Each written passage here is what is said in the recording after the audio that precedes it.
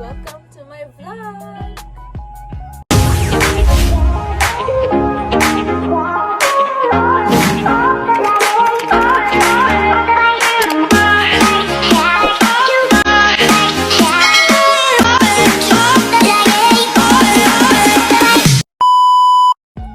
For today's video, we are going to discuss about Rizal's talisman for national stability. It is important to study the life of Rizal and his writings, including other heroes, as it valuable for them to contribute in our country. We young people know little about background of Rizal's lives and work and are already impressed. Would you like to dig deeper? Of course, we learn a lot of lessons and aspirations from their work. He loves giving for the country, especially Dr. Jose P. Rizal. The principle of pen is stronger than the sword.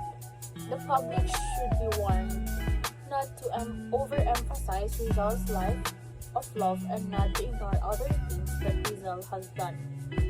It is very important to understand why students need to take a Rizal course at a university. For high school students, Noli Me Tangere and El Filibusterismo are included in Filipino courses as part of the overall curriculum. However, in higher education, Rizal is a compulsory subject for all courses or universities in the Philippines.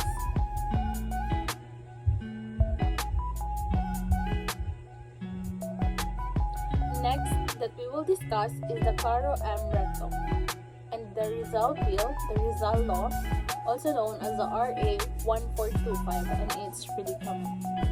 The law recognized the need for rededication to the ideas of freedom and nationalism, to honor our heroes, particularly Jose Rizal, to remember their lives and works that have shaped our national character.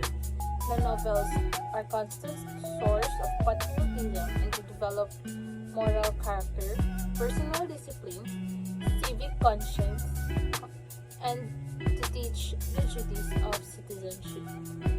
The rationale behind the law was that there is a need to rekindle and deepen the sense of nationalism and freedom for the people. This law signed by President Ramon Magsaysay on June 12, 1956 that requires school in the country to include Rizal's lives and work. He must be known to all Filipinos and show them things that are worth learning. Then, of those things which causes us to be like the people who never fought for the country.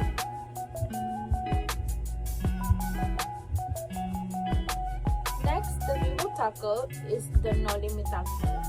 In Berlin, he was almost destitute and ate only once a day, consisting of bread, water, and some cheap vegetable soup. Rizal washed his own clothes. Paciano found it hard to raise funds for Rizal's allowance.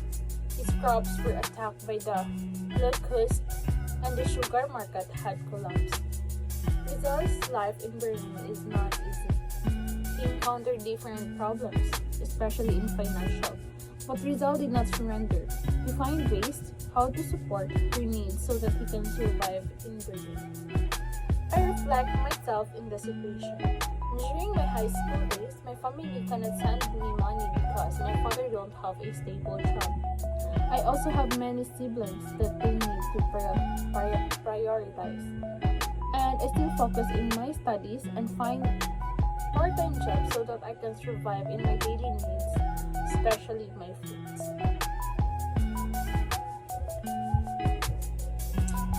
Next is the El Filibusterismo. The government is arbitrary, cruel, and completely lacking in sense of justice and responsibility without interest or trust in people's it is to govern. We are so lucky now because we have a democratic country. We have the right to critique our government and also have the freedom to choose a good leader. Unlike before, they can't select a good leader because the leader before during Spanish period is not a Filipino. They don't have a power because the government is not arbitrary.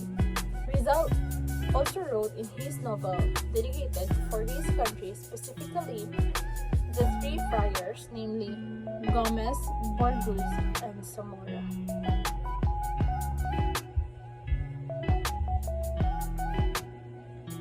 The Vision of Father Rodriguez.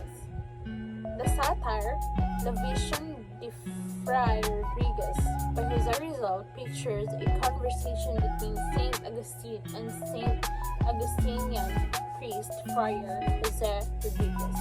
The saint criticizes the priest on his beliefs and actions which oppose the priesthood.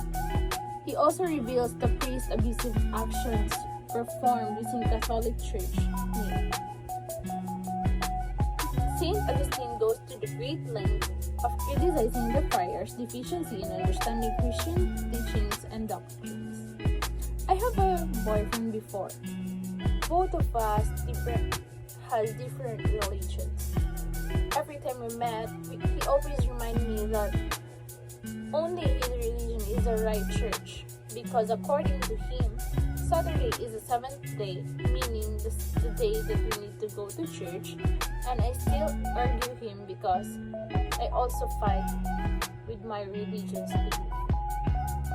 I realized that all of us did not know what is the best or the right religion, so that we need to criticize others' belief, because God only knows what true religion is. Different beliefs is not a big deal for me, as long as we pray and go to church and also trust to God is very important.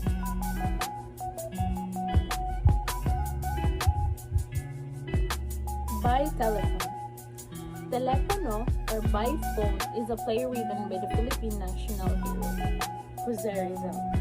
He discussed the social issues and plans for the Philippines.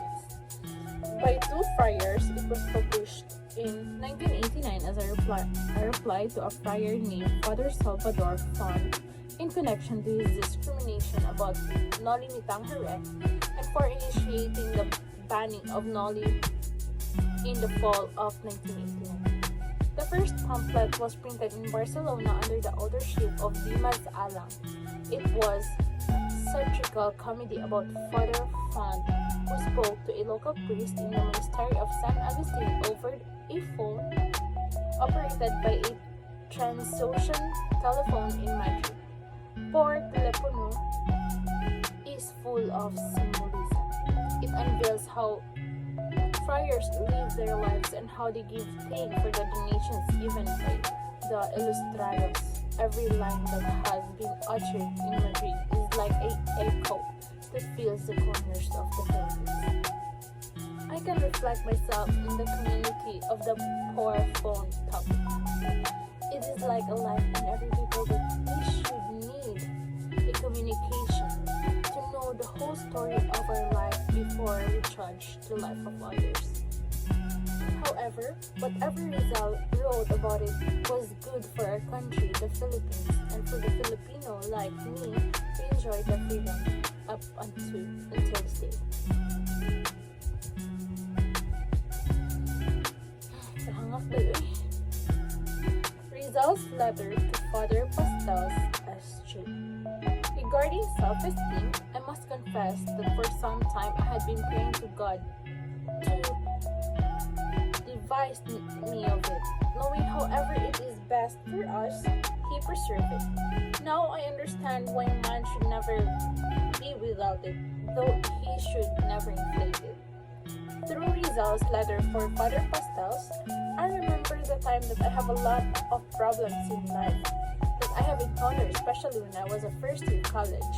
I failed a major subject that time, and I feel so sad because except of that I have a problem also in financial. That's why I failed my major subject because I can't pass all the required projects. That time, even though I encountered those struggles, I still keep motivating myself that I can do it. Because poverty is not a barrier to reach my dreams. And also I believe in God that I will pray for Him and He did not disappoint me. And He also gave me the best way to pray for him.